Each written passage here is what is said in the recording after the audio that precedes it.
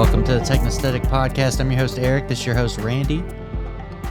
Hello. Hello, everyone. What's going on? Welcome to the podcast. Today, we're going to talk about a couple things. We're going to talk about iPhone 13 for certain reasons.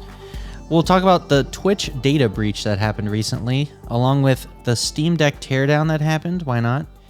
And then we'll talk about New World, because, you know, we've been playing that quite a bit. We're both playing it, yeah. Yeah, I think actually my whole friend group's playing it, which is very rare. Like, how often does that happen, right? It usually happens at like the beginning of games, but like I expected more people to fall off than what has. So yeah, well, you know what I think? We'll talk about New World at the end, but like I think what's keeping people into New World is like they haven't got to play it enough yet to get tired of it. Like the queue times, been pretty bad. Well, there's no queues today, man. There's no more queues anymore today. Oh, really? There's no queues. Yeah, they're gone.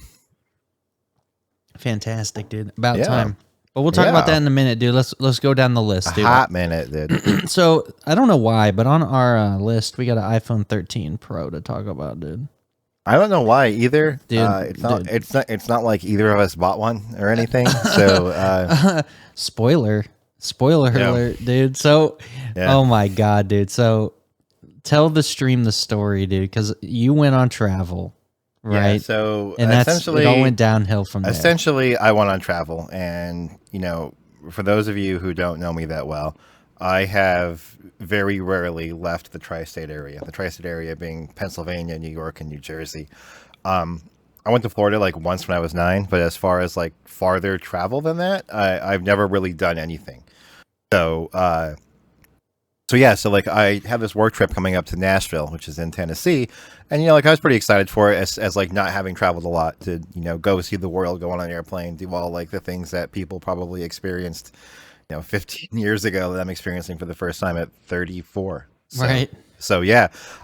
So I get to the airport and like we flew American Airlines. Well, I flew American Airlines, and you could like check in and do your boarding pass and all that stuff electronically. Right. So I downloaded the American Airlines app. You know, I got my boarding pass on my phone, and I was like going through the TSA, the flight pre-check, and I was, you know, boarding my flights at the terminal with my phone. I'm like, oh man, this is really cool. It's really awesome, right? But then like I see everyone with like an iPhone, and while I had that functionality, the people with the iPhone, you can actually just load your boarding pass right into your wallet, like right into your Apple Wallet. So like they didn't have to like unlock their phone, open the American Airlines app, which is kind of it's not a bad app, but it's not the best app, right? Like it's not like it's not really optimized for I guess every screen shape. So like having the fold, and like having like the longer aspect ratio screen on the front, like I don't know where my fold is right now, but I should have showed you. I think that says it all, then. The boarding pass like information was like overlapping, like you couldn't read the text at all. But that was fine again, you know, whatever. I knew where I was going. But like all these people with these iPhones were just having like a really seamless thing where they would just like double click the side of their phone and then just scan the boarding pass and get on. Like it just integrated into the software so really well. So like, oh man, that sucks, you know, but hey, I can unfold, bang bang, finger guns, you know. So it was kind of like, I guess that was like the first, you know, nail in the coffin for me. I guess you could say was that integration made me a little jealous. Right. And I do want to cover something else too, like kind of like a sidebar that's going to loop back into this. Yeah, sure. I watched Mr. Mobile's review of the iPhone 13 Pro, and he had shown a image where the phone died, where he finally killed an iPhone 13 Pro. And when the low battery light comes on, right, like you know how you try to turn on an iPhone that's low battery, it just shows you like the red battery indicator. There's a message on the bottom that says boarding passes and travel passes are still are still accessible.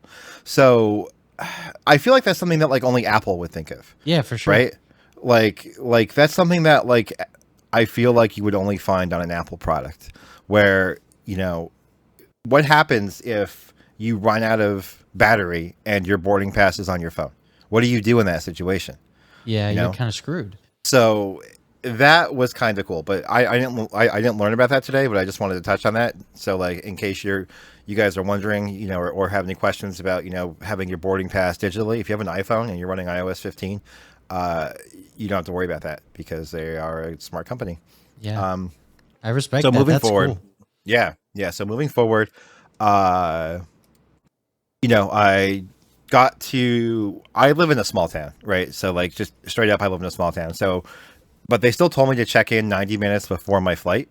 And I was literally the only person in the airport. Like, Eric, I think I sent you a photo and it was a ghost town. Like, I was the Right. only person in the airport. How often do you go to the airport and you're the only person there? So needless to say, Yeah. I went through TSA in like, I would say probably 20 seconds. And then I just had to sit in a chair in the airport for 2.5 hours Right. for my plane to get there. Um, I got there a little bit early because Kelly gave me a ride before work, so like she wanted to like line it up right. So like they said 90 minutes, but really I got there like 2 hours instead of an hour and a half. But by the time I went through TSA, went to the bathroom, got a coffee, and then got to my gate, that ate up maybe 30 minutes, if that. Okay. So I basically had about 90 minutes to 2 hours of just sitting there on my phone, which is fine because I have the Fold. Yeah. It's basically an entertainment device in your pants. Yeah. I got one of those. Yeah, dude. So, and I actually planned my trip around taking as little as possible because as someone who didn't fly very much before, and by very much before, I mean like not at all, I didn't want to deal with the carry-on. I wanted everything in one bag. So I also had to take a suit. So I also had to find a suit bag that would work as a carry-on. Right. And Amazon has these really nice bags. Again, kind of a sidebar, but in case anyone is interested, they're like $40. They're really cheap. Like I'm sure it's not going to last a lifetime, but if you need something in a pinch, you can buy this like rollable suit bag that basically it kind of looks like a circular duffel bag, but the sides unfold and then lay flat. So the idea is you put your suit in this bag and then you roll up the sides around it, so like the suit becomes kind of like the walls of the bag. Right. And then you put all your other shit in the bag. Okay. Totally cool system. Totally cool super system. cool. So, going back to that, like because of how like the bag shape was, I couldn't take a laptop and I couldn't take an iPad. However, I did learn now that you can't take a carry-on on a personal item, so I could have taken like a laptop bag or like my Peak Design bag as well. Yeah. But that's information for next time. Yeah. Okay. So, I had my Fold and I was just like chilling, like doing like not intensive tasks. I played one round of Magic the Gathering, which is probably the most intensive task I did. So let's say 15 minutes of heavy gaming, if that, maybe 10, 15 minutes of heavy gaming. Right. Browsed Reddit a little bit, read a book on my Kindle, and watched a part of a downloaded YouTube video on my phone. And I say downloaded because it wasn't streaming it via mobile, so it should have been Right. more battery efficient, theoretically, right? Right. And then I get on my flight. And, we taxied for about like 15 minutes and I flew to Charlotte, North Carolina. So my flight was about an hour 20. So now we're looking at roughly 3 hours, 3.5 hours of usage because I wasn't on the phone the entire time. So let's call it 3 hours. Sure. I think it was realistically a little less. So I got off that plane and my battery was already 31%. Yeah. That's So, insane. Yeah. literally from 8 a.m. 8 a.m. until about 12:30 ish. Right. My phone was dead. Like if I didn't pack a battery bank, I may not have been able to board my next flight because I had a 4-hour layover. That's insane. So think about that for a second, and like everyone else was gonna be like, "Oh, dude, you could have just used a charger in the airport." Yeah, but one, who wants to be tethered to a 5-volt wall outlet in the airport with everyone else who's tethered to a 5-volt wall outlet in the airport? And number two, they're all USB-A. Yeah. So I couldn't have used my cable anyway, and they don't provide a cable. No. So No. if I didn't pack a battery bank, I would have been in big trouble. Yeah. And realistically, that was kind of a big drawback for me. Like that was a problem. Like again, I don't travel a lot, but like when I'm at home, I kind of always knew the Fold had not good battery life. Right. But it was never an issue because like I have a wireless charger on my desk at home, I have a wireless charger on my desk at work. I have the wireless charging mat in my Tesla. It's like if my phone is down, it's always on the charger. Right. But when you're looking at the ultimate mobile device, like the ultimate portability device, if it's dead, it doesn't matter if it folds or unfolds. It's useless at that point. Right. You know what I'm saying? No, 100%, dude. Like, One thing that it brings me back to whenever I have friends over in the evenings, right? Like oftentimes we host these little friend parties. Everybody comes over and we'll play different games like Jackbox, Party Pack. Use your phone to play, and I just remember all the Android users being like, "Yo, you got a battery bank, dude? Where's your USB cable?" Like, and like every time. And like this is like systemic across the Android operating system. It is. This isn't just the Fold. I mean, the Fold is exceptionally bad, and not like a bad phone. I think it's probably the only phone that really makes my brain hurt when I decide if I'm going to use an iPhone or an Android phone. And I think you kind of would agree with that, right? Like I think agree. That you're kind of in the camp too, where like the Fold is the only phone that would make you betray Mr. Cook. No, 100%. I mean, I think there's a couple big things. Like there's a couple things that I could live without that I actually love. Like the double animation speed I could live without. There's certain things that I really don't want to live without. Multitasking, like having the big screen, all these things. Yeah, that's amazing. They're so big amazing. boons to the Fold experience. Like it's just so good. You don't losing that hurts. You know what I mean? It hurts a lot. Like we had a discussion a little bit ago, and I'll get into that in a second. But just to like round out my trip a little. Yeah, go ahead. Again, I try to travel as little as possible, and like I don't trust people, so like flying my first time, I didn't want to take my camera. I just didn't want to do it. But now having gone through TSA and all that stuff, I could probably take my camera next time. Like I think that I would probably pack my same bag with just clothes, and then I would take like a personal bag. Yeah. Probably my Peak Design Messenger, and I would put my MacBook and iPad in the back, and then like my camera and one lens in the front. Yeah, I've done similar, like with the carry-on. So that's probably what I would do. I will say that like TSA was like really super nice at like every airport I've encountered them at. I don't know like if that's indicative of just like how I present myself, or if I just got really lucky because like my experiences is basically in a vacuum, right? Like I've had TSA experience at 2 airports. So, but they were both really, really awesome people. Like they were really nice. Had no like altercations or like problems with them like being mean or mishandling my shit. They were. Yeah. It was a pretty pleasant experience. That's good. But the Fold being my only camera, which is a decent camera, it's a great camera. I've noticed that when you're in an area that you haven't been in before and you want to take pictures and kind of capture the moment to bring back to your friends or your family to like show them like your trip, I think that when you rely, and this is maybe where you and I are a bit misinformed. I don't know if misinformed is the right word, but a bit jaded, right? So like if our camera on our phone screws up in everyday use, I don't really notice it because I don't really care what the picture looks like. I don't, you know what I mean? Like if I'm going out to take pictures, I use my normal camera. So like maybe that's on me for always being a little less critical of phone cameras. Yeah. But there were 3 times down there where the Fold camera either wouldn't open. Excuse me. Just straight up wouldn't open. Right. Excuse me. Got him, dude. Yeah, dude. Killed it. Yeah, just straight up wouldn't open. Or the camera would open and pressing the shutter button would do nothing. What? Yeah. And like I would have to go in and force close it and then launch it and then it would work again. But like I think a good example is like this country artist down there, he's apparently really big. I don't really know who he is. Montgomery Gentry was there. Okay, I don't know. He's apparently like super big in the country, like massive. You know what I mean? And it was Tootsie's 60th anniversary. Tootsie's is like one of the most popular bars down there. I think it's actually the one that like Garth Brooks got started at. If you know who Garth Brooks is, I know that he was discovered at Tootsie's bar. I believe that's the story. And it was their 60th anniversary.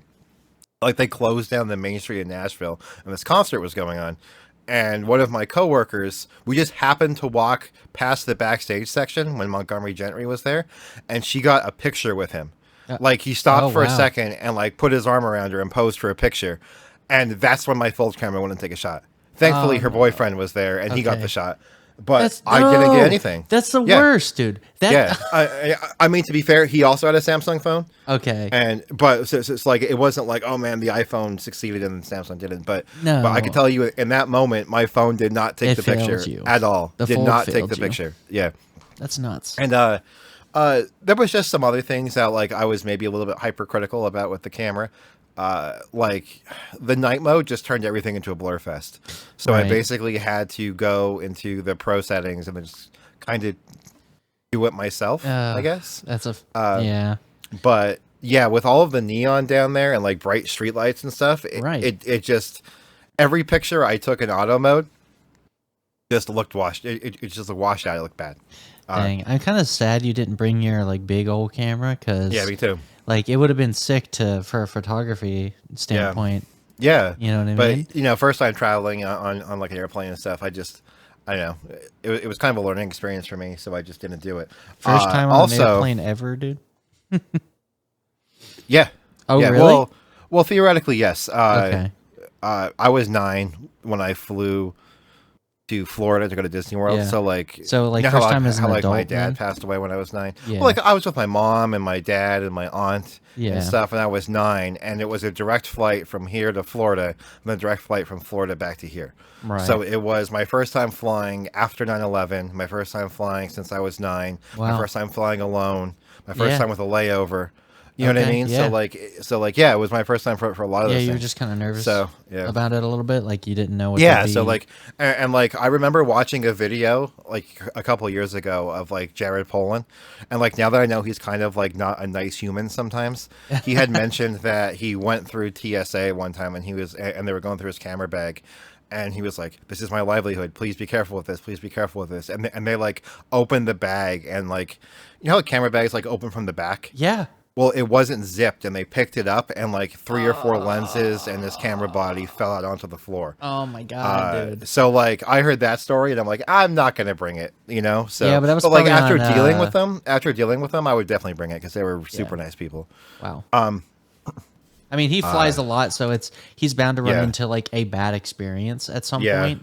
Yeah, But yeah, I like, guess you could have those anywhere. But Yeah. I just want to, you know, if anyone is a TSA officer or official here listening, you guys are pretty awesome because that was a pretty good. seamless trip. Yeah. And then of course, you know, right on Broadway in Nashville, which is like the main strip in Nashville. You know, Right. like it's like the hot spot. Apple has the most standout, gorgeous store that I've ever seen.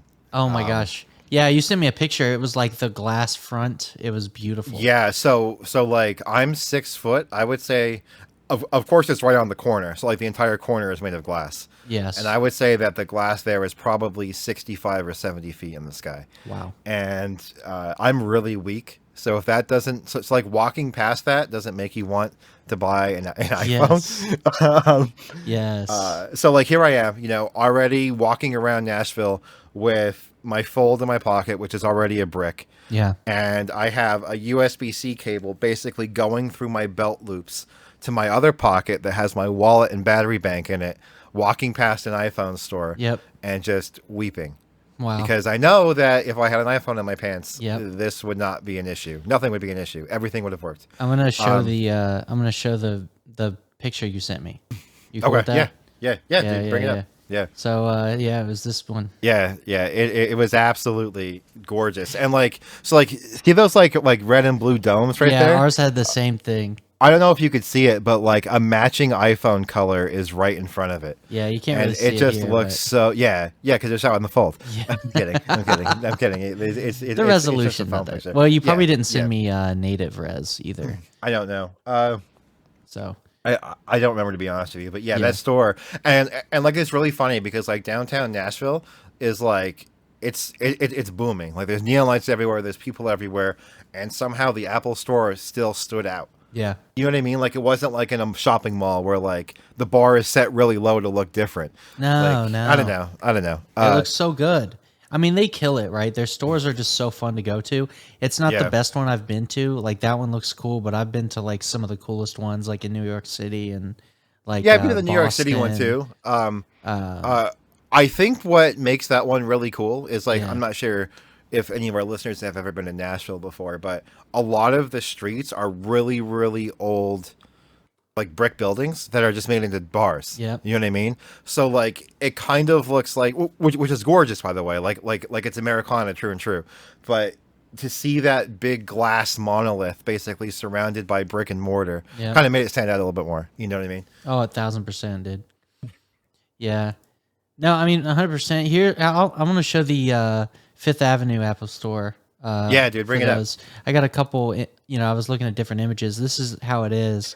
Yeah, and then that one goes underground, right? It does. So it's like this glass box, and you go down. I was just looking at different images on image search, but so I've been to that store. The problem with that store is if he took that picture like 30 degrees to the right, it's a shithole.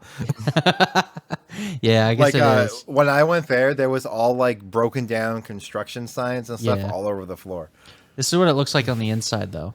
It's like you go down this staircase that's just gorgeous. amazing. Yeah, and it's so nice. Yeah, it's super cool. Like, talk about aesthetic, dude. You know what I mean? Yeah, it's just that's what I love.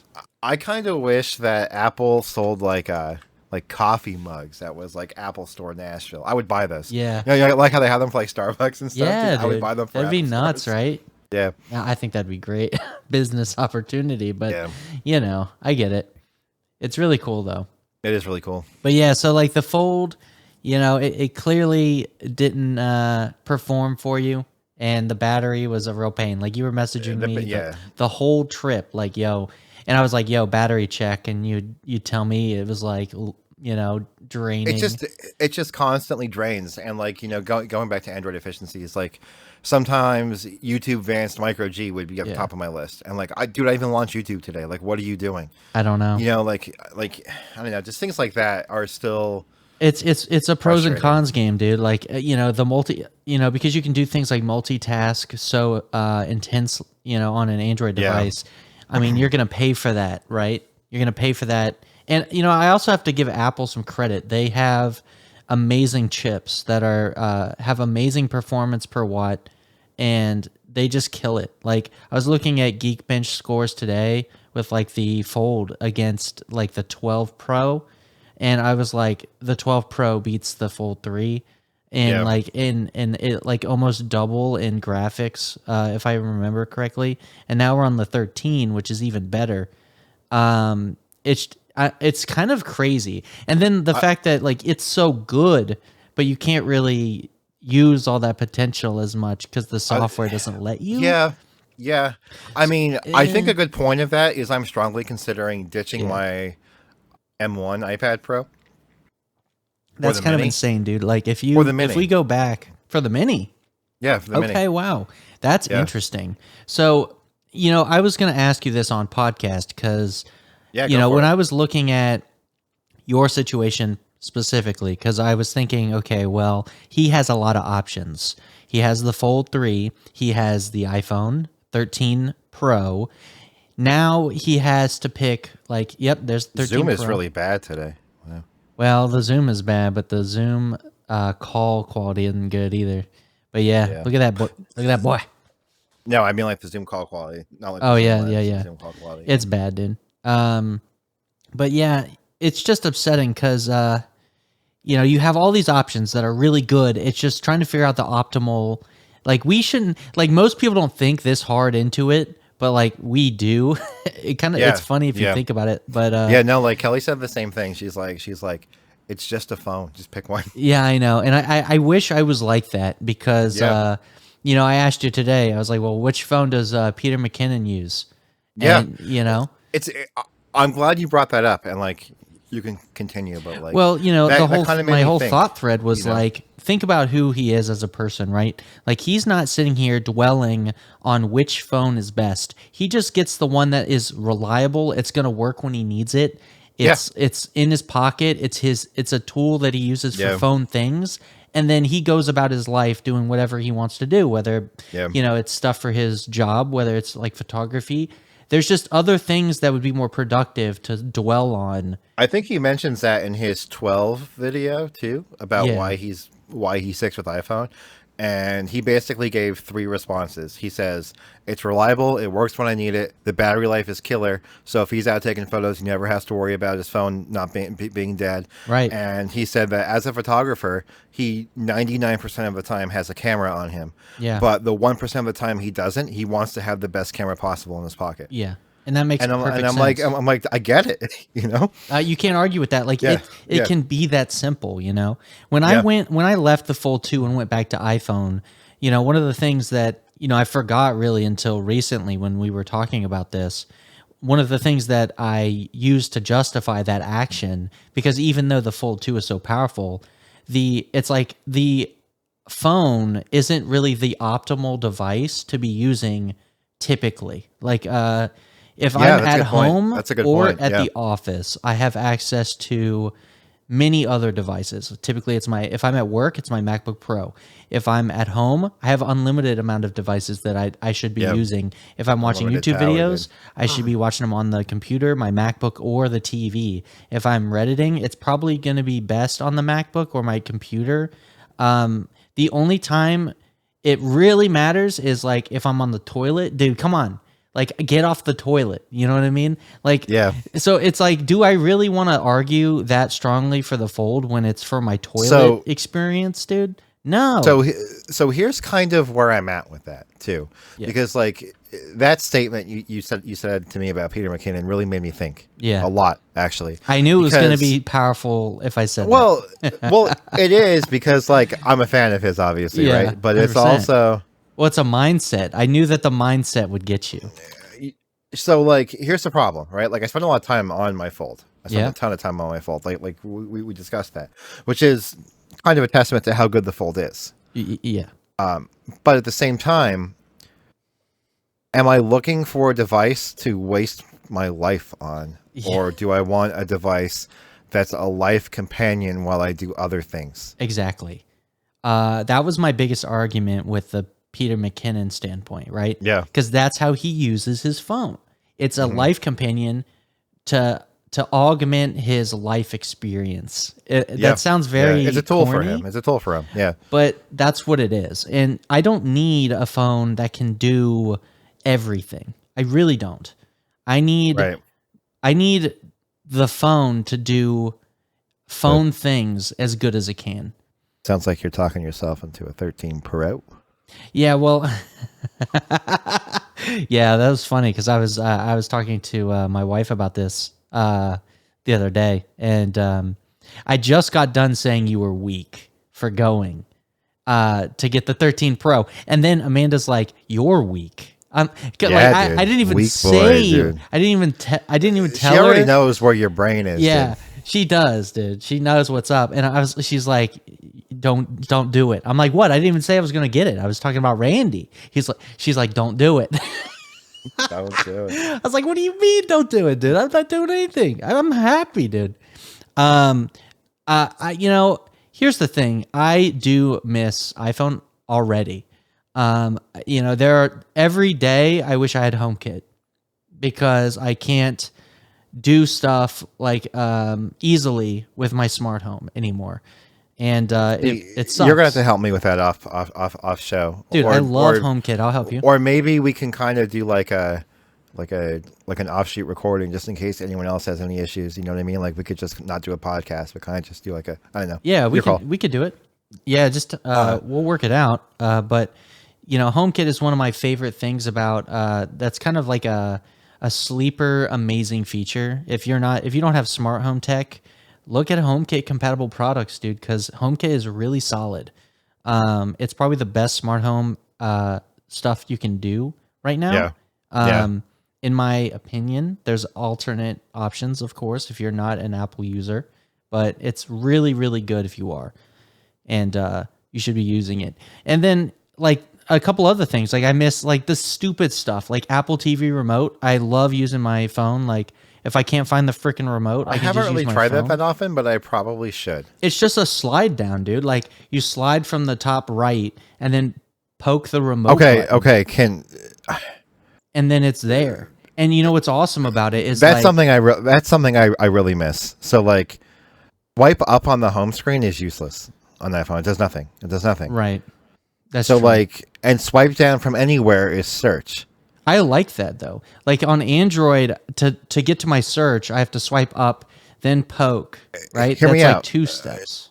Hear me out. Hear me out. Yeah. I want to swipe up to search and swipe down from anywhere for control center Instead of having to go up to the top. instead of having to do the top right. Okay. Yeah, I mean that could make sense. Why not do that? You're already well, I think the swipe up argument is they want any swipe up to sort of be your not control center, but the app select switcher. Yeah, but it does nothing unless you swipe from the bottom edge. It does nothing if you swipe from the middle. Yeah, so you're saying like make the middle swipe yeah, into like something just like that. Yeah, because it doesn't do anything right now. Yeah. So have it do that, and then Yeah, that'd be nice. But yeah, I don't know, man. I think that I would like to go back to iPhone, but it's just the Fold is so good. the Fold is great. The Fold is great so phone, guys. good. Like I'm not going to sit there and say that's not a good phone. Right. But I'm someone who I don't want to say like I have fear of missing out because I definitely do. Yeah. But I don't think that's what this is. So like my old friend from work, Donnie, he's retired now. He's an older guy. He just got a 13 Pro or ordered a 13 Pro. It didn't come in yet, and he got the 128. And I asked him, why don't you get the 256 so you can get ProRes and all that stuff? And he says that he would never use that feature, so he didn't get it. Right? So that's his mindset. That's fair, That's his mindset, and it makes sense. My mindset is, I said, that's a very good point. I would rarely use it either. I just don't like being locked out of features. Yeah, 100%. You know, so I got the 256, even though I've never even touched 128 on any iPhone. Yeah. Mostly because I didn't want to be locked out of a feature. But to be fair, like I could see you and I using ProRes. Yeah. We're getting into video. I'm sure that's going to work really well in DaVinci Resolve when I transferred over USB 2.0 though. God damn. Well, see, which by the way, did you see Michael Fisher kind of bitched about that a little bit too? No, what was that? Yeah. Oh, about how like The USB.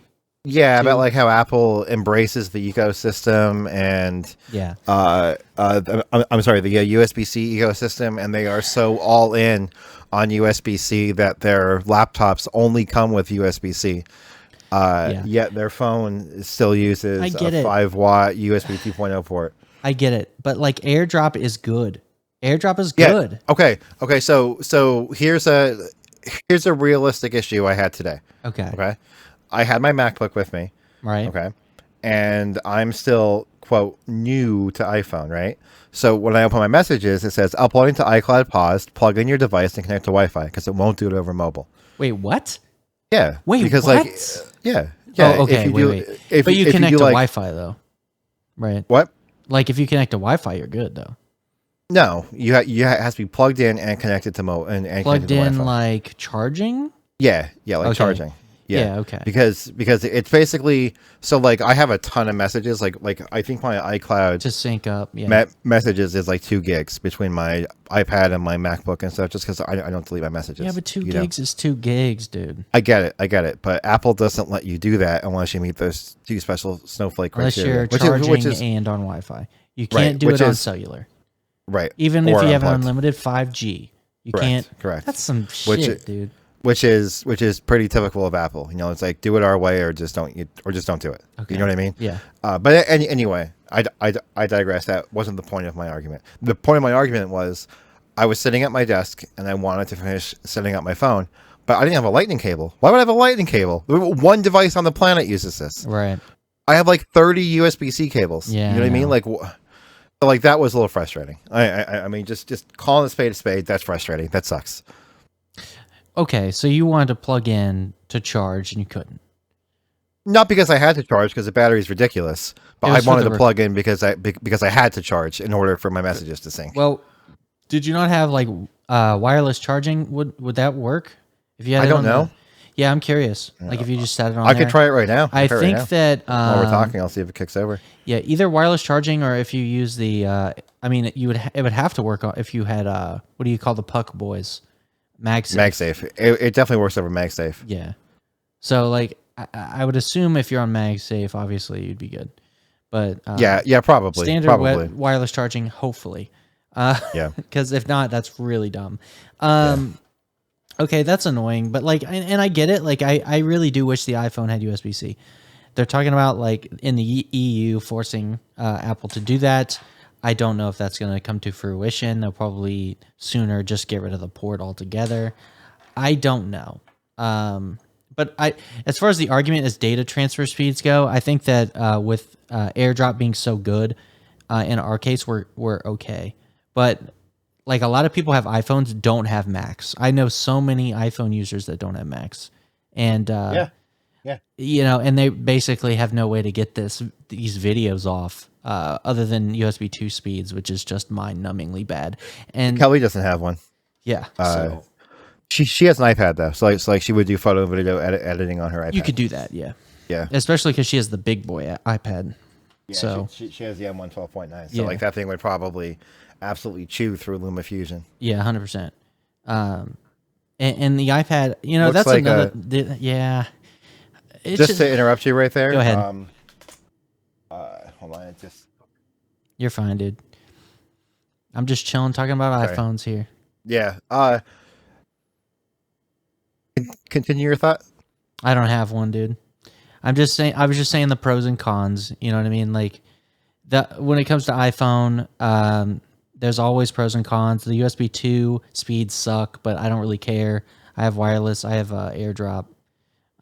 So And it saved me when I was transferring all stuff off. yeah, I get it. 12 Pro I like Max. AirDrop. It worked really well. It worked like perfectly, and it wasn't that slow or anything. So, it was much faster than Yeah. USB 2. That's for sure. Yeah. But yeah, I get the criticism. So like it's little things like that. Like the workaround for opening Reddit links in Apollo is kind of jank. Like just Yeah. let me pick a default app, man. Yeah. Like, come on, Come now. like, let me ask you this, dude. So you have the Fold still. I do. You have to make do. a decision on your combo, of devices. I have right? 45 days. So before you're locked into whatever you Yeah. have, because you could always return the iPhone at this point. Mm-hmm. So you have flexibility, dude. You have a lot of options. I think I'd be out like $50 restocking fee on the phone, but Yeah. that is what it is. I don't even know if you get charged for that. Maybe. I don't know. I think Best Buy has a $50 restocking fee. Oh, on you went to activated Best Buy? phones.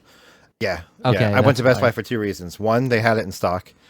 That makes The sense. Apple Store says not in stock until like middle of November. Yeah. And two, I'm an Elite Plus member, so I have a 45-day return policy. So That's good. That's good. So okay, so real quick. yeah, go ahead. The iCloud sync does not work on a normal wireless charger. That's ridiculous. It's plugged in. Well, it's not plugged in. Man, It's that's some charging shit. on the wireless charger. If that's And it's true, that's not. some bullshit. Yeah, I can take a picture. I mean, No, I it believe you. still It's just says- like that's some bull. It's literally charging right now on the charger, and it says upload to iCloud paused, plug in your device, and connect to Wi-Fi. And I'm on Wi-Fi, and it's charging on the wireless. Plug in your device, dude. Yeah. Get out of here. Yeah. That's some bullshit. Yeah, I don't know. That's stupid. I don't use iCloud backup really for anything major anyway. Well, how do you sync your messages between devices then? I don't. Oh wait. Okay. I Okay. don't. Okay. I don't 'Cause, care about like, my old messages. Well, that's like a killer feature for me. Well, like even your current ones, right? Like it'll keep your messages current across devices. Yeah, but I mean, we went from iOS to Android. Did you do that? Did you Well, transfer? no, I sync those. No, we can't do that though. Well, that's what I'm saying. Like you, But like also- whenever I get a also- new phone, it's just ooh, like whatever. I'm big resetting. pet peeve. Big pet peeve. Well, okay, Let me show the audience this actually, because we're on the Show topic it, of dude. messages. there he goes, dude. He's off on a journey. On the top pet peeve. Let's go, dude. What do you got? There it is. Yeah, So I have not used this phone at all today. yeah, Dude, but how? You know what's so satisfying? yeah. The one-handed close, dude. Oh yeah, 100%. For sure. So if I go to my text messages, right? Yeah.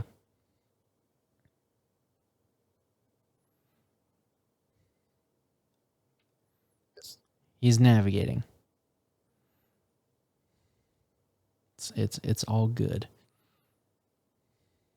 So I'm in my Google text messages, right? Yes. Put it in my phone. Anyway, the point Your eyes are in is the I way. can only go back That far. That's it. Wait, what? That's it. That's it. What? That's all I got. Are you serious? That's all the message history I have. Wait, why? That's it. That's it. That's all I got. What the hell? And it's like that for everyone. Look. Here's another conversation. That's it. That's as far back as I go. Wait, are you kidding me? That's it. That's So like BS. I can't like search message history or anything. But then on my iPhone, if I go the same person, I have message history back from when I had my old phone. That's crazy. It'll just keep loading and more and more and more. That's amazing. So that's a big pet peeve for me. Dude, why does Google do that? I have no idea, dude. That's so stupid. It's miserable, dude. It's absolutely I hate miserable. that, dude. Yeah. That sucks. Yeah. Yeah, no, because So like I couldn't hear your comments because my headphones was off, but yeah, so that I was just saying that's kind of weird, BS. right?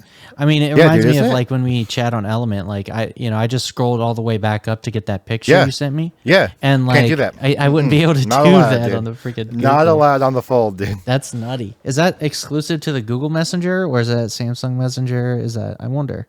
I think it's definitely exclusive to the Google Messenger. It probably But you would have be to- because but- it does the sync.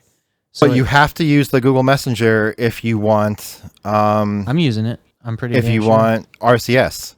Yeah, So I'm using so it. it's one of those catch 22 things again. So by the way, guys, I'm also at 82% battery life on my Fold. Yep. And I charged it at here. It was off the charger at 10 a.m. because I charged it at work. Okay. So from 10 a.m. to 6 p.m., I'm at 82%, and my screen on time is 2 minutes. Okay. So I lost 20% just breathing, essentially. Yeah, let me tell you what I'm gonna do, dude. Because I know that we talk about like obviously I've been tempted to go back. I've already kind of committed to the Fold. I'm gonna hold on to it for another cycle, so I won't change out until next iPhone at the least. As much as like the 13 Christmas. no, I'm not gonna do What's it. today's date, dude? Today's date. Dude, chat, listeners, it's 10/7. Yep. 10/7's a good day. You know why? Why? Because this is the day when I'm going to make a prediction that No. Eric will have an iPhone 13 by the time Santa comes down that chimney. That's not gonna happen, dude. I hope, dude. I swear to God, if we have a podcast and I'm like, I just bought an iPhone, dude. No, Yeah, it's dude. not gonna happen, dude. I can't do it. I'll be tempted. I don't know, man. It depends. It would have to. The Fold would have to piss me off, right? And so far, That's what happened to me. It pissed me off. The phone pissed me off. right? And I get it.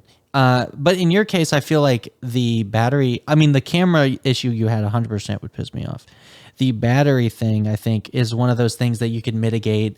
Battery banks, they got really nice like wireless charging battery banks now too and shit. Like I would just be okay. I'd probably get like a fast charging battery bank or something. And if I was going on travel and I needed it, right? But other than that, the Fold hasn't disappointed me personally. It's had a couple issues every now and then, but like, the iPhone can have issues every now and then too. So Yeah. I think that those are every issue I've had has been like one that I could fix quickly and quick enough to where it's not a deal breaker. It's still an amazing device. It's pros. I'm feeling them every day. But like, it doesn't really matter. I think either phone would be fantastic. In your case, you want to choose your ultimate combo. The iPad mini is an option. Using like an iPhone and iPad's an option. Using the phone and a Fold is an option. What do you think, dude? What's the combo you're leaning towards? I'm probably going to end up, I want to say, getting a watch tomorrow. Okay. And Interesting. then If you're getting a watch, dude, you're locked in. 45 days, dude. I'm using the phone for sure. I think I'm at that point. Okay. I think that a lot of my friends use iMessage. So not. This is an issue I had that wasn't a problem with the Fold. It's just an issue of the ecosystem that my friends and I live in. Okay. Yeah. So like Kelly, she's iPhone all day. She's not in Element. She's not in Discord. Yeah. We text message. When I was in Nashville, I would have loved to send her videos while I was down there. Right. I would have loved to send her high-res pictures. I couldn't do either of those. She got a low-res picture, and video was non-existent. Yep. But if I had an iPhone... Yep. You know what I mean? It's true. So... It's true, dude. iMessage. So I just kind of wanted to type that in there. But that's part of the reason why I'm probably going to stick with iPhone. Yeah. Because like Tim Cook has a stranglehold on my friend group. It's true. So... Dude, just get her on Element, dude. Get her on Element, dude. Element's kind of... I'm on Element because I love you, but Element is kind of... I know. jank It's got a little bit. It's got a couple flaws. Flaws that I probably could fix, but it would take It's a lot of work. like a lot of work. It's a lot of work. So I think that the iPhone set in stone is probably where I'm heading. This is gonna sound odd too, but like I went off the deep end with golf. Like I'm going golfing every weekend. And like everyone has like these like really nice watch distance trackers that Garmin makes that will tell you like how far away from the pin you are with GPS, because like they have the courses loaded and they know where you are and they know where the pin is, so they can say like 130 yards to the pin. Yep. You know, like that stuff is valuable. Finding a good one of those on Android is almost non-existent. That sucks. You have literally like 4 options on the Apple side. Yeah, that's the thing. That's the thing, dude. How come everyone makes cool shit first on the Apple product? You know what I mean? It's the same reason why Windows is perceived as being more vulnerable. Yeah, 100%. It's the platform everyone's on. You know what I mean? Yeah, and it's also consistent. Like, I've actually heard for the first time that developers complain about developing for an Apple product. Really? Yeah. Like, what's the problem? The problem is the Apple Watch. What? Like, there was almost a revolt at this last launch for the Apple Watch. What for? Because they still support the Apple Watch Series 3. Oh, that's and they're what the still problem selling is. the Series 3, which is a really super jank screen size. So, like, even if they design a UI, they can't always guarantee it's going to work on the 3 from a screen size standpoint. Yeah. And number 2, that thing can barely run itself. Like, I know. do you see what people have to do to upgrade the upgrade the watch versions on the Series 3? You have to do a factory reset and then flash the new firmware on because it doesn't have the storage to unpack the new watch. It's very un-Apple. Like, why would they sell that? I don't know, man. I understand wanting to support devices for a long time. Like Apple's been good at doing that with their phones. But you can Apple support Watch, it, but you don't sell it anymore. Yeah, well, that's the problem with selling it, right? Is like, why would they want to end of life the Series 3 if they're selling it right now, right? So like, yeah, but like that's the problem. That's why they need to stop selling it. They don't have to EOL it. They just have to stop selling it so new customers don't buy it. The problem is the longer they are selling it, the harder it's going to be to end of life at any time soon. And they really need to, if they need to draw the line, right? Like, okay, Series 3 and below can't get Apple, the new Watch OS. And then apps going forward will only support the new Watch OS, and that's it. And that way, like, developers don't have to worry about the old watches anymore, unless they choose to. And I think, at some point, it's kind of funny if you think about it, like all the premium Apple Watches that people bought way back in the day. Useless, like the Series 1. Yeah. Like the $12,000 Goldie Boy. Yeah. It's like, first off, the battery exploded in that thing, I'm sure, right? The battery's probably... Yeah, it's probably swollen. If it's not swollen, it's like there's no capacity left in that thing, probably. You know what I mean? It was a dumb buy. But... yeah, I don't know, man. Like I understand what you mean with the Apple Watch. That's nutty. Yeah, that's weird, isn't it? So to answer your question, I think that's where I'm going. I'm gonna get the stainless steel, silver boy, because I made the mistake of getting the blue aluminum last time, and I'll never make that mistake again. Yeah, because you can't match with anything, and can't match with anything.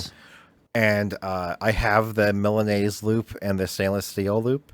Yeah. And I hate not being able to use those bands. It theoretically fits, but it looks weird to me. It just looks weird to me, so I'll never do it. Right. So I'm going to get the stainless steel one. As far as tablet situation goes, this is where it gets a little bit tricky. So my options are either keep my current 11M1, sell my 11M1 and get a mini, or have the pocket tablet, aka the Z Fold 3.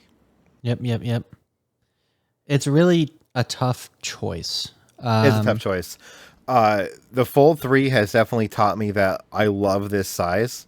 Because it's a good size, it's something you can hold and never get tired. Yeah. You know what I mean? So that's why I'm kind of leaning towards the mini to kind of stay in the ecosystem. But that has drawbacks too, right? Like it definitely has more pros to being in the ecosystem, but it's not waterproof. Yeah. It doesn't fold up. Like if I were to go out to a restaurant and not like a romantic restaurant, but like a bar and like I got there like just hanging out having drinks or whatever, and I wanted to like browse Reddit on my tablet. Where do I put the tablet? Do I leave it on the table? Do I carry a second bag? I can't just fold it up and put it in my pocket like I can with the Z Fold. Like there's a lot of things to consider. So the tablet segment for me is a little difficult right now, I'll say. Yeah, no, I understand. It's like there's so many options, but it's a shame to see after every podcast where we've praised the Fold, now to see you do this, it was just kind of dude. No, I'm serious. I mean, I still love the Fold. I know, the Fold, but right? I'm just like thinking to myself, like, does he have enough justification to go back? And I understand the consistency and the battery life thing, but I just didn't know if it was enough. And I'm still not sure if it was enough. The Fold is kind of a killer device. It is. But like I totally get it, dude. I totally get it. I'm sticking with the Fold. I made a decision. I'm going to stick to it until December. And it'll be on an iPhone. Well, no, blue bubbles. Maybe next December. You know what I'm saying? I bet I can make you change right now. Yeah. What's that? Yeah, you can change your shirt color on Memoji now. Oh, are you kidding me, dude? No, dude. Oh my god, dude. Dead serious, dude. Hold on, let me get on the website real quick, dude. Got a nice gray boy on, dude. Dang, that's nutty, dude. About time. Dude, I've been asking Apple for that for like forever, dude. Most requested feature of 2019. Dude, 100%. Finally gave it to us in 2021. Jeez, dude. See, Apple knows how to innovate, dude. I'm telling you. So, anyway, let's move on to topic, dude. We've been talking about this thing for like almost an hour. Twitch data breach, dude. Twitch data breach, dude. Do you know what Twitch is, dude? You heard about it? I know a thing or two about Twitch. Yeah, so I don't know if you know, but I'm kind of a big Twitch guy. You know what I'm saying? Like, I'm kind of a big deal on Twitch. You know, I'm an affiliate now.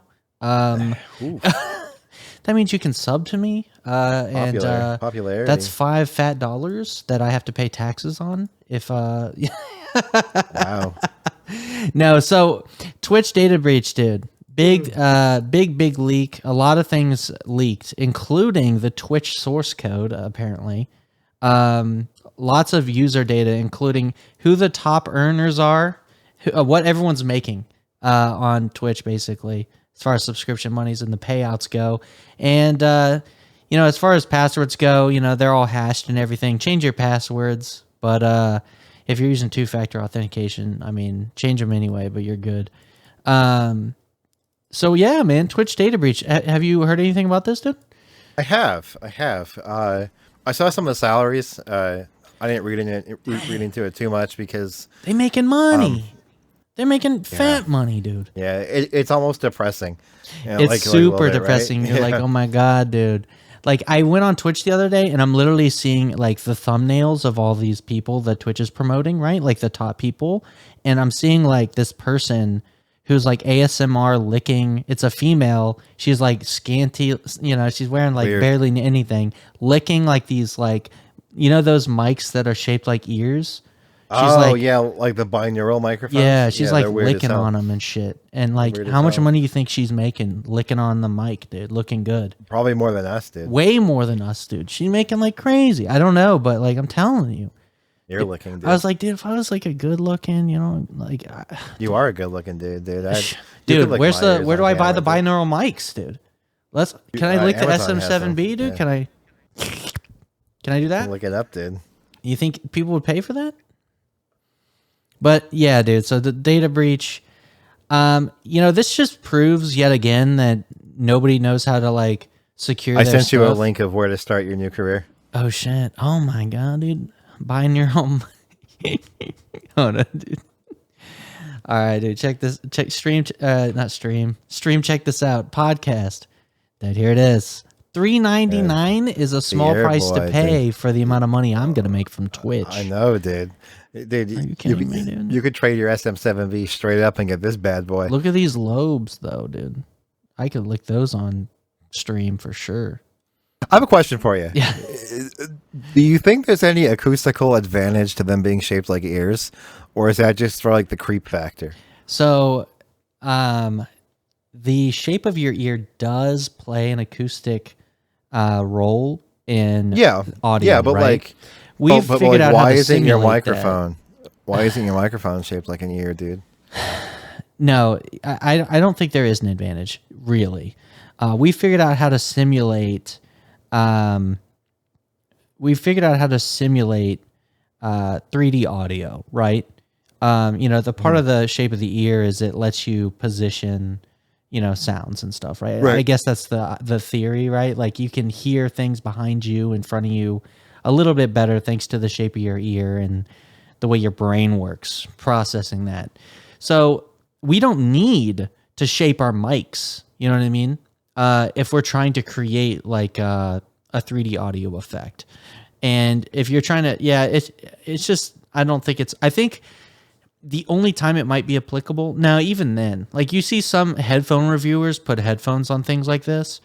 I don't even think that it needs to be shaped like an ear. You know what I mean? Like, how good are I these wonder if mics, they do that. I wonder if the headphone reviewers do that so they can get accurate seal. That's why they do it. That makes sense. Because the seal's a big part of the seal. Yeah, the sound characteristics of a headphone. So if you simulate the head, then you're getting the seal, you're getting the bass response, you're getting everything the headphone is really advertised to. Because that's why even headphone enthusiasts change the pads, because different pads will make the headphones sound different. Some people upgrade pads, change them out, get different sound characteristics out of your headphone. So, very interesting thought, but that's besides the Twitch data breach, dude. So, we always do this, though. We're good at that, dude. We're good at that. I don't know, man. How do you feel about this? Anything other than disappointment, dude? In another tech company, not properly. Not really. No? Not really. I'm kind of the camp that it's not realistic to think that your security is bulletproof. Yeah, 100%. Like it never is. So I kind of this is a huge breach, though. Yeah, but like I kind of assume that given enough time, I think Apple will have a data breach. I think Google will have a data breach. Let me tell you I think something everyone will have a data about. I work in cybersecurity, and I think one of the things that would mitigate a breach of this scale is not putting all your eggs in one basket, right? Like everything leaked, everything from the Twitch source code to all this user data to the password database, all this stuff leaked. And that's massive. But if you split that stuff up between endpoints and you have, you don't put all your eggs in one basket on one server in one database, you prevent that a little bit. You lock things behind separate credentials. You want the decentralization of data, essentially. Well, that's kind of what I know in my line of work, we do that. So we have to separate. We have to build a new server every time we're building something like a new service, right? So I have to have a server that has Active Directory on it and DNS because they're kind of like your domain controller runs that. I have a server. I have a file server. I have a backup server. I have a Radius server. I have a second Radius server. And there's nothing stopping me from running all of these services on one server. Right. But because they want you to do what this, do you have to protect, like inter-server traffic, like inter-VLAN traffic? Well, so we have a firewall, right? And then we have lots of VLANs. The firewall has policies that determine what's allowed to cross between the VLANs. Okay. We have a DMZ. So we do a lot regarding the network communication and network traffic to make sure that only the things that are allowed to talk are allowed to talk. We have like several firewalls that's retarded. Every Windows machine has the Windows firewall and a separate host-based firewall running on each client, on each node. So there's like so many different layers of security in my line of work. And that's mandated by our organization. So it's just, to me, if you're safeguarding your data like we're safeguarding our data, like you'd be good. But it's an expensive, labor-intensive process that not a lot of people want to do and maintain and have oversight, right? Because you need like somebody that's enforcing your security policies and stuff too. And we do. We have people that come in and make sure that we're doing what we're supposed to be doing. So it kind of keeps us accountable. Twitch are keeping themselves accountable. And, you know, if you're self-accountable, you better be really strong-willed, right? You know what I mean? Yeah. Because you could just totally be lazy if you don't have somebody holding you accountable for your security. So you're definitely right there. That's why Twitch need to have like all these security companies need to partner with other companies to be evaluated and checked. They need third-party evaluation, and whenever a security thing happens like this, I kind of just roll my eyes because. So, do you think it's just lack of auditing? An auditing thing is definitely, it could be part of it, right? Security, like I said, it doesn't bring, we've talked about this before, it doesn't really bring in profits, right? It's just an expense, and it's mitigating risk. And you have to do... And mitigating expense, essentially. Exactly. Well, that's the thing. It's a potential expense if you have a security breach, right? Like you know, you're learning about this, well, you already know about it, but in detail in CISSP, they go over this. And, you know, it's just one of those things companies have to do is do that risk analysis. How much do we stand to lose and stuff like that? It's just, I don't know if these private corporations, you know, care, like, you know, I've worked with the government and stuff, right? So the government are regulating themselves heavily on their security policies, and they have blanket policies that apply to different organizations within the government, whether it be the DoD or like other three-letter organizations or whatever. They have all these like requirements that they set for themselves, and organizations outside of the government that like do the auditing and stuff that they have partnerships with. And I'm familiar with that environment, you know, and it's just to see what some of these corporations are doing regarding security. I'm really curious to see what it looks like on the inside, and to know, like, are they as accountable as I'm used to being regarding security? Are they holding themselves accountable? Yeah. Are they, you know, what's their budget for security? You know, what are they doing to lock down their databases? Are they following industry best practices? Like, I'm just really curious. Right. You know, because like whenever I see these breaches, I just say, I can't answer it either. I mean, but these breaches make you think they're being negligent, right? Like that's kind of like the impression you get. Well, they got breached. But anything public facing, especially one as big as Twitch and all these other organizations, they're most at risk. You know, and so you figure like they would be the most secure, or at least attempt to be. But, you would think that, right? Yeah, but it's a cost thing. And it's also executives. That you have to convince the executives that spending your budget, you know, having a high security budget is worthwhile. You have to convince them of that. So, and that can be difficult. And I know from experience, you know, trying to push security to executives is difficult. Very difficult. It is difficult. I don't know if you've ever had to have that conversation with like senior management about. I have, and I could do you one better. Yeah. So the senior executive that I would have to discuss that with is also the CFO. Exactly. Yeah. So it's sometimes it's a difficult conversation to have, right? As a security person, obviously you want the best security posture you can get, you can afford, and you have to make decisions on How much do you spend? Where do you compromise? Where the risk is? You have to do the risk assessment.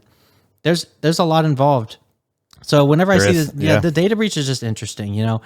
I'm really curious if they'll come out with more data regarding it. A lot of companies don't like to do that.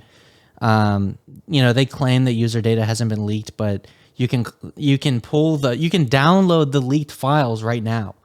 They're out there publicly. Anybody can download them and start digging through them. We're probably going to see people within the next few weeks finding some interesting things. We already know what the top streamers are making, which is like several millions of dollars, which is kind of nutty. But yeah, crazy, right? You know what I think is funny? This is kind of off topic from the breach, but it's kind of funny how these top streamers that are making millions of dollars portray themselves. Because they make themselves look like your average gamer. In the background, they're like in their mother's basement, but they're millionaires. You know what I mean? Yeah. They're like, yo, I'm just like you, bro. But they're sitting here, rolling in the money. And people seem compelled to give them more money. I know. Well, that's the thing. They make them. They're literally playing this act, being relatable, right? Yeah. They're like, look, guys, I'm just like you. I live in a fucking mess. You know what I mean? I can't afford a big house, dude. I'm living in some fucking room.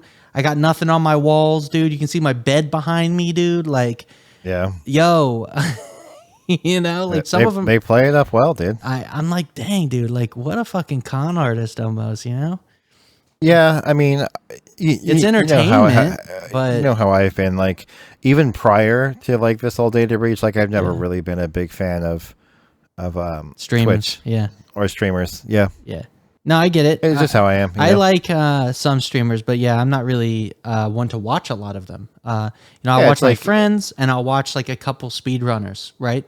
Because they're really talented, and I can appreciate the talent. But like, I don't watch streams for personalities. You know what I mean? So like the few things that I would watch on there, is I like Asmongold, dude. No, I like AGDQ. Awesome Games Done Quick. Yeah, I love that too. And I like fighting game tournaments. Yeah, fighting like game. Street Fighter tournaments. 100%, dude. I love watching Winter Brawl, tournaments. dude. Yeah. Yeah, dude. Every year, dude. Like, there's some great fighting game tournaments. Evo, all this shit. Yeah. Evo, Winter Brawl. Like, that's probably one. Or like if like there's a good Counter-Strike tournament on, because I love Counter-Strike. Yeah. But like as far as like watching like those like personality streamers, like not your thing, Asmongold or XQC or whatever, not my thing. Not my thing at all. Yo, it just doesn't make any sense. It's like it's like Asmongold isn't that good at WoW. Like he's very bad. Mediocre at best. But like, why would I watch someone who's like just as good as I am at the game? I know what you mean. I don't get it. I know what you mean. I don't know what it is either. It's a personality thing, right? Like people start to, what do they call it? Parasocial relationship, where you feel like you're friends with the streamer and they have no idea who the fuck you are. Yeah, that's fair. That's fair. Yeah. But I wanted to talk about something random off topic since we're talking about it. Yo, dude, fighting game tournaments, dude. So you know that new Nickelodeon fighting game that's like Smash Bros. That just came out? No, Nickelodeon. Yeah, dude. If it's on Steam, dude, it's like Nickelodeon All Stars Brawl, right? It's like Nickelodeon's fucking fighting game, like Smash Bros. It's like Smash Bros. I didn't know that Nickelodeon had a game. They just came out with it. It's like Smash Bros. Knockoff, and I'm holding a tournament at my house. Not this weekend. Are? Yes. For a Nickelodeon game? Yeah, dude. So interesting. I am, dude. So I have, and we're gonna live stream it, and we're gonna like shoutcast and shit. Can you pull it up? Like esports? Yeah. 1 second. But what we're planning, we're gonna have people just come over. Like, we all suck at the game, right? So it's just gonna be a fun time, just fucking around on this stupid game. And I'll put it on. Here it is. So this is the game. It's basically, Nickelodeon's fucking game. They have a bunch of random characters. You got Teenage Mutant Ninja Turtle guys, people I have no fucking idea who it is. SpongeBob, Sandy Cheeks, that dude from that's Powder Toast Man. Yeah, dude. You got him. You got Ren and Stimpy. You got how much is this game? It looks pretty neat. It's like $40. That's not bad. You got Patrick Star, dude. You got Nigel Thornberry, dude. Oh my god, Nigel Thornberry. All real monsters, dude, he has a move that he pecks with his nose. Oh It's fucking man. hilarious. All right, this looks pretty good. Dude, it's hilarious. So yeah, I don't know all the characters, but like it's just kind of like a retarded game that's fun as hell. Yeah, it Invader was pretty good. Zim, Helga from Hey Arnold. Looks They have pretty good. Reptar from Rugrats. Rugrats. So it's just kind of it's just a good, like, it's not a good game, but it is. Right. It's just kind of like funny. It's just a good time. Like it's kind of like Smash Bros ish. You ever play Slap City? No. Slap City's like another knockoff Smash Bros. It was made by the people that made that. And so we're gonna hold a tournament.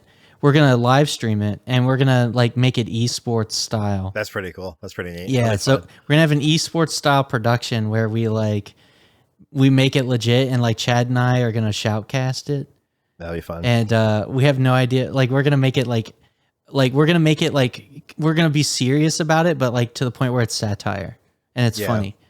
And I That'd be thought that cool. would be fun. Yeah, dude. To get Live it up. to get loud and hype over fights that are like button mashing because we don't know how to play the fucking game. But yeah, that's gonna be fun as hell, dude. So check it out. Hopefully, we make it a really pro looking production because we're trying to make it like legit. That'll be fun as hell, dude. Yeah, it'll be a fun time, dude. I'll show you the VOD if you don't get to watch it live, but it's gonna be funny as hell. Okay, one last thing, dude. Okay, so the Twitch data breach. I want to move on. I figured out what I wanted to talk about, dude. All right, let's do Facebook it. and all these other companies going down. Like what? Like 2 days ago? Yeah, dude. Did you hear about that? Yeah, dude. What was that? Like who else went down? Facebook? Is that it? And Facebook, WhatsApp? Instagram. What Instagram? WhatsApp. I think basically anyone who uses like a Facebook affiliated name server. Yeah. went down. So it was a DNS thing, right? Mm-hmm. Yeah, it's freaking nuts, right? How much money Like- do you think they lost across? Like, dude, like so much BGP money. routes don't even work and stuff. That's crazy. Like so the networking I think the just whole died. controversial, the whole controversy is more interesting than the actual event. You know, Tell me like about how it, They dude. talked about like how, well, like I don't know like all of like the information because like I don't really follow Facebook or have a Facebook account. But essentially, my understanding of it is like they're under investigation by like the U.S. government for like exploitation and targeting and all that stuff. Right. And there was like a whistleblower or something. Yeah, I heard about who- that, but I didn't really. who was supposed get to into it. testify like the next day. Yeah. So like people are speculating that like there's no way that Facebook doesn't have like backup DNS and all of this stuff. What? So they're speculating that this was that this was an intentional outage by Facebook so they could destroy and wipe servers of information. Oh my god, that's some bullshit if true. Yeah. Oh my yeah. god. So like again, tinfoil hat stuff, but who knows? I too am in the camp of finding it hard to believe they don't have redundant name servers, but Yeah. No, that makes a lot of sense, dude. Think about it. Like you would And build like- this redundancy. Like your millions of dollars are on the line. Losing Right, business and and like- outage like for a short period of time. to even? my knowledge, Facebook's name servers like unreachable by BGP has never happened to my knowledge ever. Yeah, that's insane. I will say that Facebook isn't the only one. Like we had big outages from Microsoft. I know last year there was a big one where Yeah, anybody that yeah. used at Azure AD and stuff was out for a period of time, and that's insane. You know what I mean? Yeah, That's it's crazy. insane. It's It's a huge craziness. argument. Like they want to make this push for cloud services, but then you have an outage that's like a global outage to your entire customer base. And I just roll my eyes because like I'm somebody that is I'm all about self-hosting, even regarding commercially with like having your own like Windows Server, Active Directory, local cache, and Sure. like I'm somebody that's super skeptical to bring. I know when in our organization we don't really use a lot of cloud services, so I'm skeptical toward them. Obviously, they come with a lot of benefits, but See, so I'm kind of in a different camp with you. well, yeah, you use Azure AD. I do, but like I'm kind of also in a different mindset. So like Yeah. really quick, just to give a different perspective, we're a small 11-man company where Yeah. I work. I could never have the security budget that Microsoft has. I just couldn't do it. Right. Now, you could also make the argument of, well, Microsoft is a bigger target, so on and so forth. So like it could go both ways, but I could never afford the security budget that Microsoft has, and your self-hosted stuff can go down as well. So if my Azure goes down, I don't care who else is down. I care that I'm down, and I would be in that same scenario if I hosted it myself too. You know what I mean? So like, I will for say me, this, I think I view it a little differently. No, when it comes to downtime, right? Like I have to admit, I know I've had more downtime than Facebook, and I've had more downtime than Google, Microsoft, and I can't argue against that, right? So it's not like I can go, oh look, they had downtime globally, so that's a justification to self-host. It's not, right? There are other reasons to do it than just that, but it's just interesting. I think that we've built the web in such a way where it's hard to build redundancy for certain things. DNS, in particular, like I mean, you can have multiple DNS servers, but I don't know. It's really interesting. I'm really curious how it happened, if it was an actual legitimate thing and not a conspiracy theory.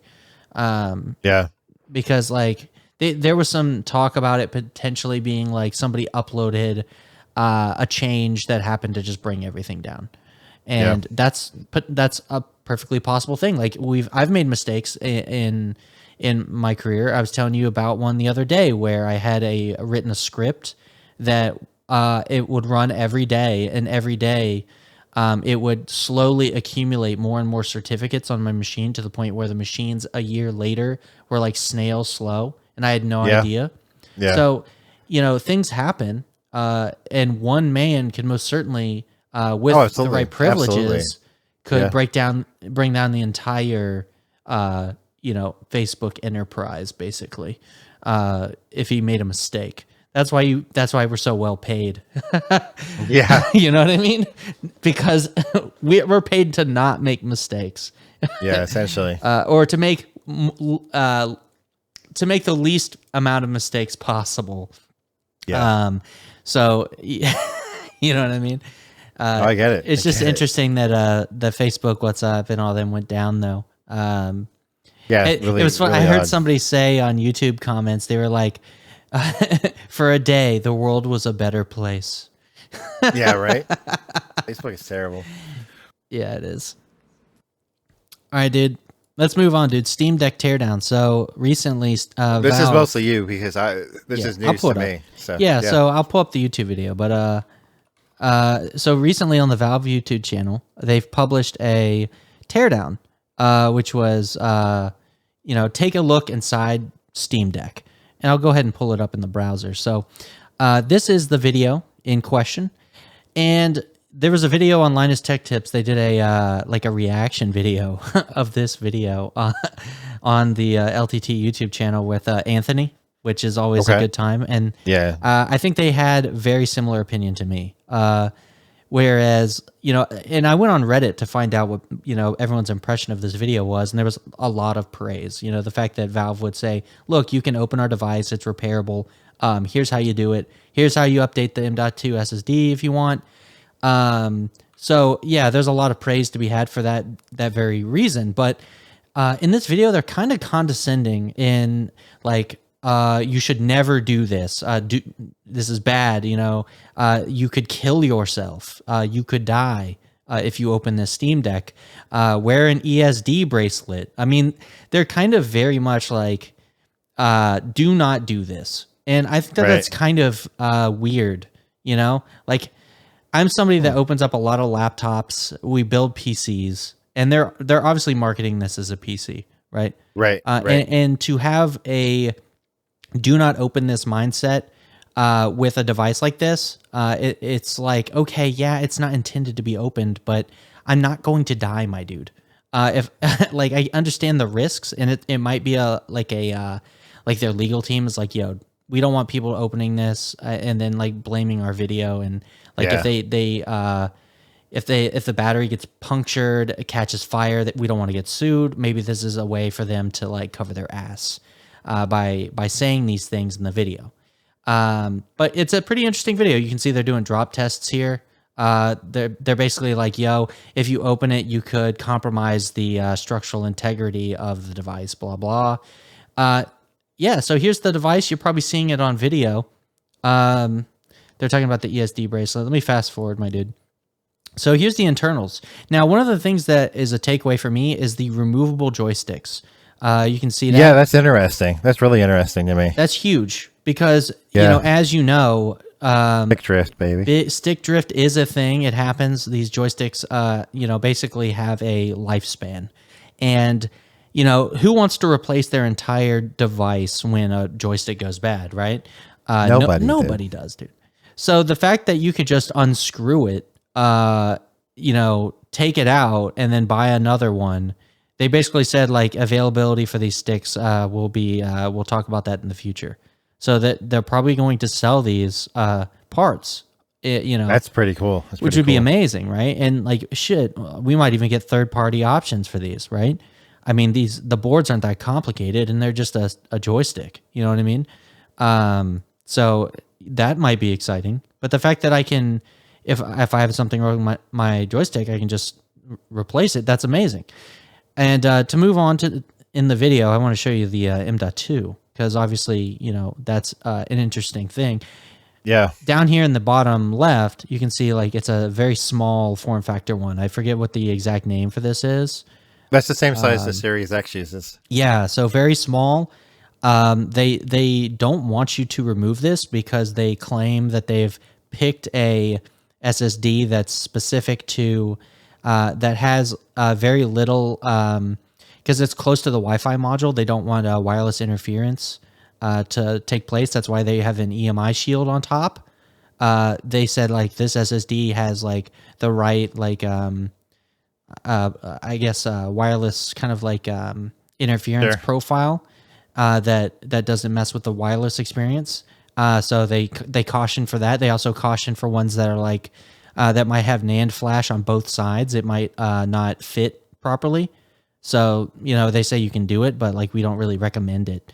But they do take it out, and it's kind of nice that you can just swap that if you bought the cheaper Steam Deck. Like, right? A lot of people save a lot of money buying the cheaper one. Maybe they want to upgrade it down the line. So that's right. I think that's a really novel thing.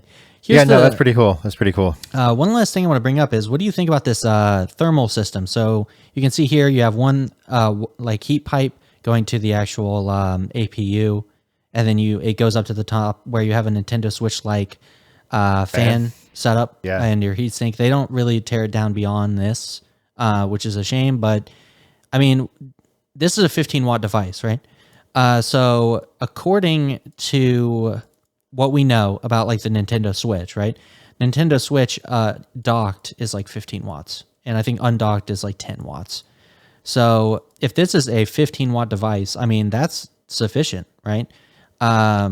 You know, it might ramp your fan up if you're 15 watts undocked versus like the Switch is 10 undocked. Right. So you would think like, okay, that's going to be 5 more watts of thermals that you're going to have to account for. But this is a slightly larger device too, and it might even have a better thermal characteristic as a result. I don't know, man. That looks pretty good to me. I think so too. You know, it obviously depends a lot on that interface that I don't think we see in the video. You know what I mean? Yeah. No, 100%. Like we don't know. I'm circling my mouse around it, but I think you know what I mean. Yeah, I can't see it on my right side. There. But yep. Right. Yep. Yeah. So we don't know what they're using here. Yeah. To actually make contact with the heat pipe and everything. Hopefully it's sufficient, but I imagine it would be. This is an interesting battery. It's like an L shape. You see it? It's like multiple cells. You know who uses an L-shaped battery? Who? Take a guess. What iPhone did? Take a guess, dude. What iPhone? Take Fold? a guess, dude. What are you talking about? Take a guess, dude. L-shaped battery, dude. What? I'm guessing, dude. It's not the iPhone? The fuck? Check your chat, dude. What are you sending to me? Oh my god, dude. Get out of here with that shit.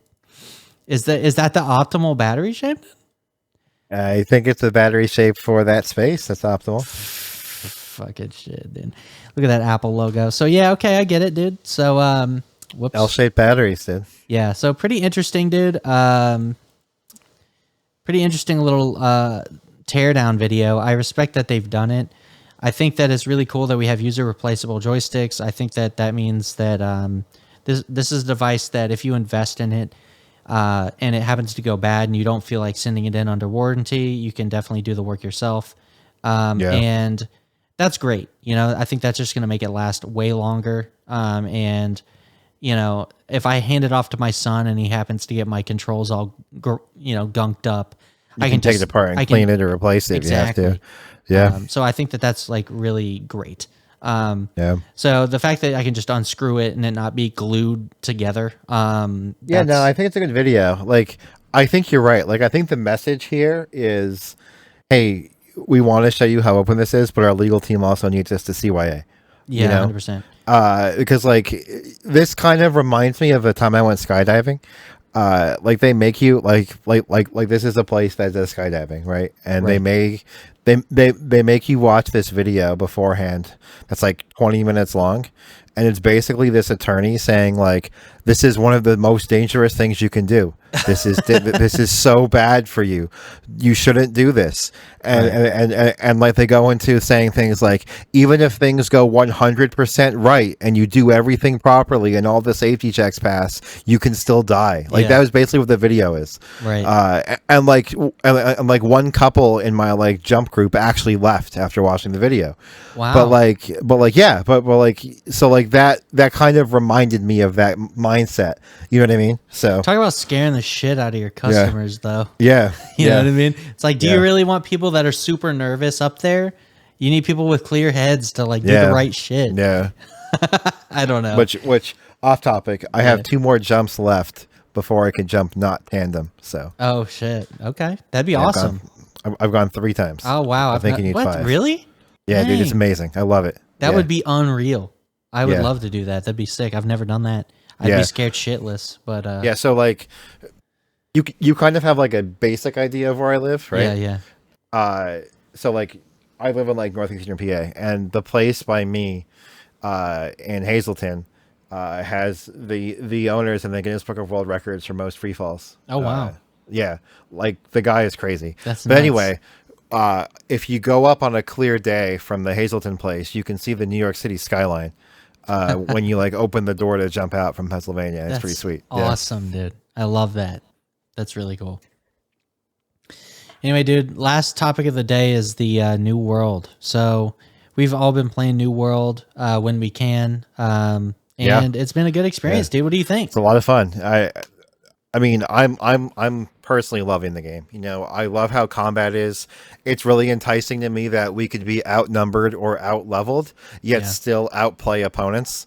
Like, that's a really interesting feeling. We were like 10 levels plus behind. Yeah. And we were able to outplay these guys. Yeah. That was really fun. I mean, it was definitely hard because they had when we had that big engagement, we had a big PvP engagement, and they outnumbered us and outleveled us. And, you know, we kind of we're at this point where we're standing on the outside of our safe zone or inside of it, just like we want to walk past. They're blocking us. We had to call in the cavalry, dude. Yeah, dude. And eventually people showed up and we started to like beat ass, dude. And I was like, yeah, this is great. Like, I didn't feel like I was screwed because I was like over 10 levels behind. I was still doing a lot of work and healing, and you know, it was a great time, dude. I've been having a great time with the game, other than the queues. Really bad the first week or so, but they're starting to lighten up now. I know that, you know, our server that we were playing on, one of the most populated servers, and if not the most populated server, and we were. I don't think we're the most populated, but we were really high. And Olympus, I think, is the most populated. Yeah, or the one that Stroud is on. Yep. I know Asmongold is on Olympus. Okay, I think Stroud's on something else. Yeah, they basically take over those servers. The big streamers do, and we have a couple streamers on our server, but nothing significant. There's actually like a web page that'll tell you where the streamers are, which is pretty funny.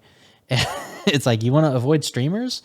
But yeah, so it's lightened up now where you can actually get in the game. I know for many nights it was like several hours of waiting just to get in, and hopefully you don't get kicked off the game. I know personally I've had my game crash at least twice, and that made me have to wait all over again, and that sucks. I'm not the only one of my friends that had the game crash and then be locked out of the game.